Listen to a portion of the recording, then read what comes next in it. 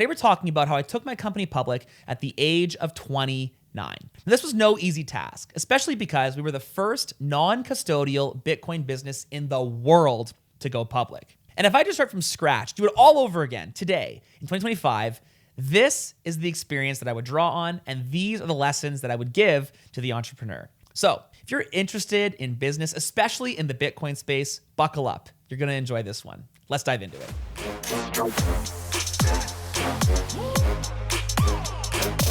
First, I want to give you some context on who I was when I started the company and the journey that built up to taking the company public in 2021. I was really young when we started Bitcoin Well. I found Bitcoin when I was 20 years old. I think I was actually 19 when I found Bitcoin. Started the company shortly after when I was about 20 years old. Basically, I found Bitcoin, wanted to buy it, had a terrible experience buying my first Bitcoin, and thought, I can do it better. And so went buying and selling Bitcoin on the street out of the back of my car. Actually, some of our customers today still remember meeting me at like a parking lot of a bank and doing, tens of thousands, hundreds of thousands of dollars in cash trades, like in the parking lot of the bank.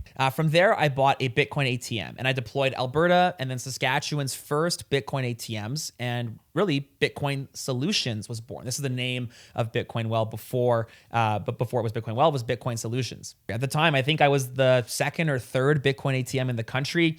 There were really no mentors, no one to kind of lean on. I was working in the trenches and figuring out how to do it in real time. I was young enough to be scrappy. I was foolish enough to be able to just dive in without much strategy. And ultimately it worked out for me to the point where about a year later, I had no other income. It was just the Bitcoin business that I was operating. My wife and I got married and we moved to Vancouver, and there we go. I was working in Bitcoin full time. This is back in 2014. I knew that I wanted to grow. I knew that I needed capital to grow, but every bank I talked to, especially in Canada, none of them wanted anything to do with Bitcoin. And I was watching these public market companies raise piles and piles and piles of cash, but had no real way to get access to that. And so I kind of put this mental note in my ear, like, hey, going public probably is a pretty good way to gain legitimacy that I need, but also to have access to capital. I got some seed capital from my father-in-law in 2014 to buy the first Bitcoin ATM, and that was it. So he owned a small part of the business. I owned the rest of the business, and it was just us. And so those private company shares obviously had no value. I had to give them value somehow, and so started this path or this journey towards going public. In doing that, I knew that we had a good strategy rolling up other companies. If we were going public with the narrative, with the story, the business plan to buy other Bitcoin ATM companies with public company shares, that was going to be a winner. That's a tested, tried and true strategy. And so off we went. But I had to learn how to acquire a business first. And so we had at that time about 25 machines all in Western Canada. And we struck a deal with a company in Eastern Canada to buy their machines. I think they had 10 or 12 machines, which at the time was a meaningful, probably a couple % of the entire Canadian market. We seemed to have the secret sauce to market the machines. We had them in good locations. We had good support. The prices were right. And even the old operator was like, I don't know what you guys are doing, but this is amazing. We have a good strategy. We know that we can buy people and they're going to be happy. The sellers are going to be happy with us once we buy their network. We know how to increase or how it can be accretive. And we know now how to integrate an existing network into the current network. Finally, that was in 2019. In 2020, it became time to go. Now, again, I'm not sure if I was lucky or if it was planned or, the timing was just perfect. But effectively, started this journey January 2020. And as you all know, things went crazy. So in going through this process, deciding that it was time to take the leap and start taking Bitcoin Solutions public, there's kind of three main decisions that you have to really think of. The first is, how are you going to do it? There's two main structures in Canada: a reverse takeover if you're in the States, a SPAC, or just a direct listing. The second one is who is going to help you do that? You got to find lawyers and securities. The third step is, what are you going to do afterwards? The reason to go public is for capital markets, but I had a bit of an alternative strategy that I wanted to employ. And I had this hypothesis that probably was going to be a pretty good bull market year, 2020, 2021, the 4-year cycle that Bitcoiners kind of subscribe to, and thought, wow, if we can start in January, we go through an 8-month period, even if it's 8 months, the longest time that I'm kind of hearing will take, we're going to be set. We're going to have access to capital markets. Our company's going to be hot. We're going to have this great acquisition and roll-up strategy, and we're going to be off to the races. And as you might expect, if you have my tone and what I'm saying, I was way off on how long it was going to take. That was one thing I realized kind of off the top was, all the experts, all the people that have done this before, no one really knows anything about how things are going to go because the Securities Commission and the people, the gate holders for public companies are ultimately, they just pick and choose what they want. Because we were non-custodial, because we were a Bitcoin business, we were the first non-custodial Bitcoin company in the world to go public. There were questions. There were questions about our business model, questions about, they were really honed in on custody, which is rightfully so. They should be. But they didn't understand that we didn't have custody of customer funds. They couldn't quite get their heads around how our delivery service was instant rather than customers held a balance, had a Bitcoin well wallet. I think that my biggest mistake here was getting impatient. Because this was taking so much longer, months went by. We had some pretty decent action items that just kept on getting stalled. And going through this process, one thing I learned was that the Securities Commission doesn't like when you change businesses. When your business grows too much during that process, it doesn't work very well. And so through this time, I was setting up acquisitions, kind of planning, okay, look, we're going to go public 4 to 8 months. Right afterwards, I want to be, boom, acquisition. I had a bunch of them lined up. And as we all know, time kills all deals. And so I was really worried these acquisitions were going to disappear and we weren't going to be able to acquire them. So at about the 6 to 8 month mark, we were nowhere near being public at that time. I knew that I had to do something. And so I just started buying these companies. I started issuing shares and taking over the Bitcoin ATMs. And every single time we did that, it brought a whole new crux of questions from the Securities Commission. And so on one hand, I was shooting myself in the foot, but on the other hand, I had to grow the business. I had to employ this strategy. Otherwise, we were going to be stuck. I'd sunk all this time and money that could have been spent investing into new machines, into growth, and I spent it instead on lawyers going public. I had to do something. I had to get the business to grow in a way that my strategy and kind of, what I had planned to do. So at that time, it was abandon the project and have no ability to acquire anyone, or it was progress, head down, push through, and keep going. And as you might expect, I chose the latter. Our public listing was delayed, but the business was stronger and healthier than ever. So in my mind, I thought, look, this is taking longer. It's probably more expensive than it needs to be, but the business is stronger and healthier. And so when we list, the share price should reflect all the work and the effort that we've put in. But I had a problem. I had a bunch of new shareholders in this currently private company that I promised we were going to be going public soon. I thought 4 to 8 months. It had been 8 months. It was probably going to be, relatively quick, and it wasn't happening. All of 2020, literally. Remember I said we started January 2020. This strategy started 4 to 8 months later. It was now the end of the year, starting in 2021. Still, we were not public. Little did I know, we were actually more than 6 months away from going public. But at the time, everything my legal team was telling me, everything I was hearing and able to deduce from the Securities Commission was we were weeks away. During this time also, we had an investment bank lined up. They raised us some cash. At the time, Bitcoin is booming at this point. Keep in mind, it's mid-2021. They raised us $7 million. It was, his words were open and shut. Everybody wanted a piece of Bitcoin. Well, we were a growing Bitcoin ATM network. Our cash flows were strong. It was go time. And I kind of thought, hey, why stop at 7? Why don't we raise 10, 20, $30 million and actually take this thing to the moon? If we have that much money to expand, that much more money to grow, to invest, wouldn't that be better? And the kind of sentiment that I got back was, hey, let's raise this money now at this valuation. Let's get public. Let's let the market rip.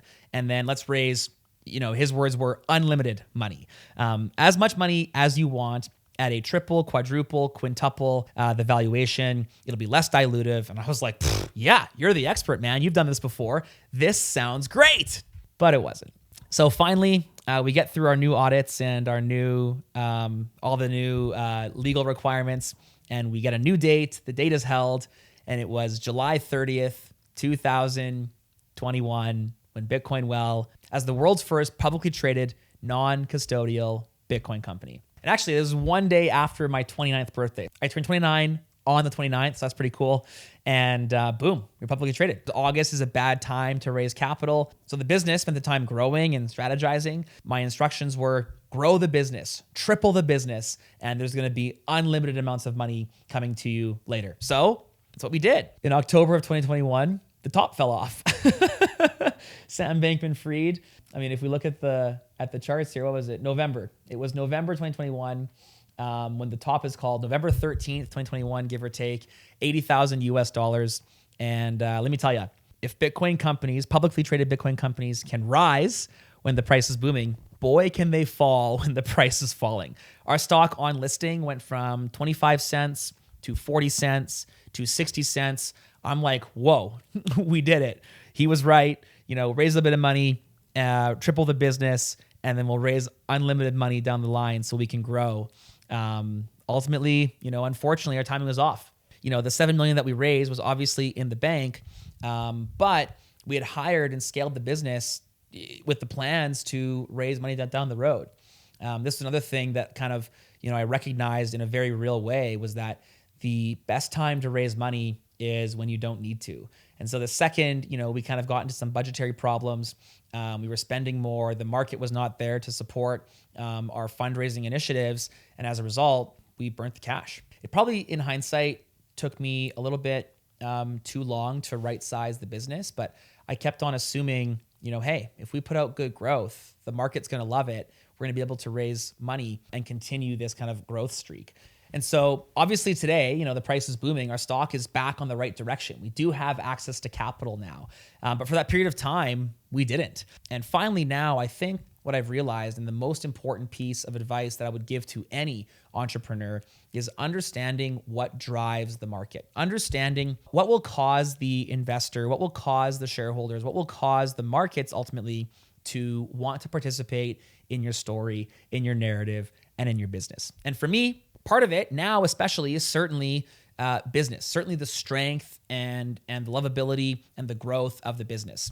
But first and foremost, one thing that I have realized that is so true is that in this Bitcoin space, nothing drives our stock like the market. And if I had to do it all again, I think that the biggest thing that I've realized and now understand is kind of what I said earlier, which is that no one truly knows my motives, my goals, and will have the best advice for me. I've started now leaning a lot more into, my desired outcome first and then working backwards from that and getting really good at communicating what my hopes and dreams are. Had I been told, hey, we're going to raise a bunch of money, you're going to triple the business, we're going to raise you a lot, as long as the price of Bitcoin stays high, maybe I would have made a different decision. But that shouldn't be up to him to tell me that. I should know that. And now, hopefully, based on my experience, you should know that. You should understand that there is something that's not related directly to your business that's driving the market. So if I had 3 main lessons from diving through this journey,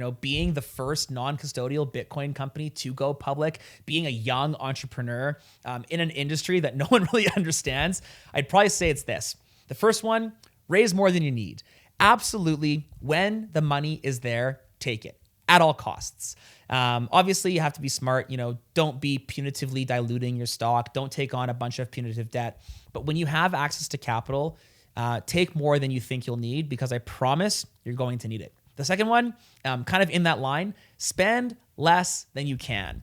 If you think it's going to take a large team to achieve your goals, pick different goals. Really dial back the team, dial back your committed expenses in order to get your mission and get your vision realized. Because in my experience, we have a tiny team now. At one point, we scaled up to over 80 employees. Now we're down to 15 employees running Bitcoin well. We are leaner. We have better profit margins. We have better production time.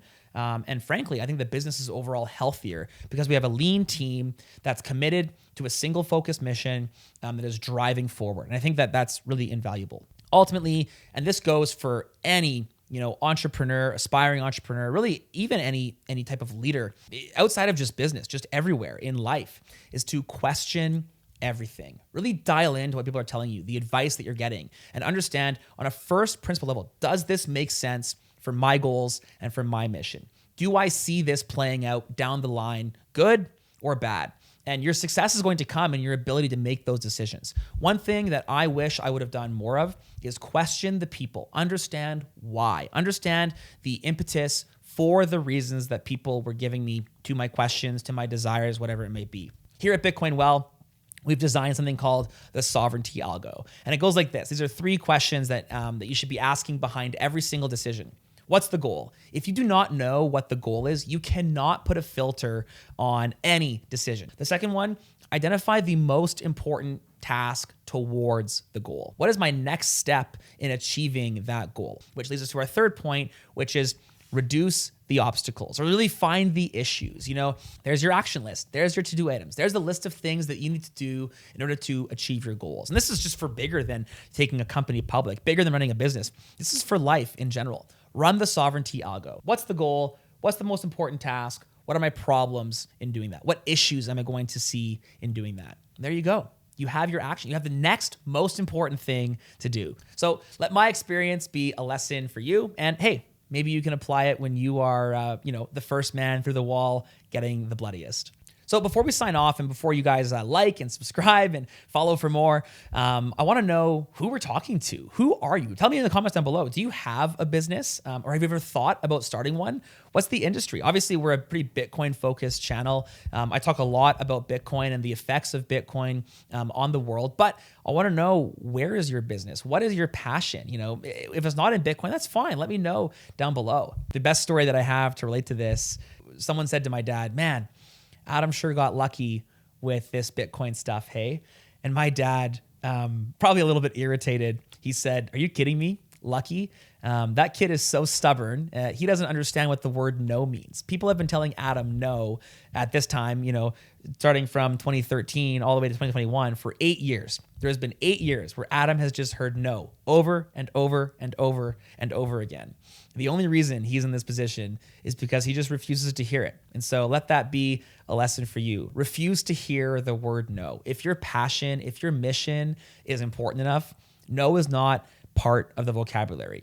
Something else should be a very important part of your vocabulary, but it's never no. It's never stop. It's keep going. Find a better way, find a different way, find the most important thing, and then do that. So that's it for me. I hope that you learned something here. Let me know down below, what have you learned through your journey? Subscribe for more, but most importantly, stay sovereign.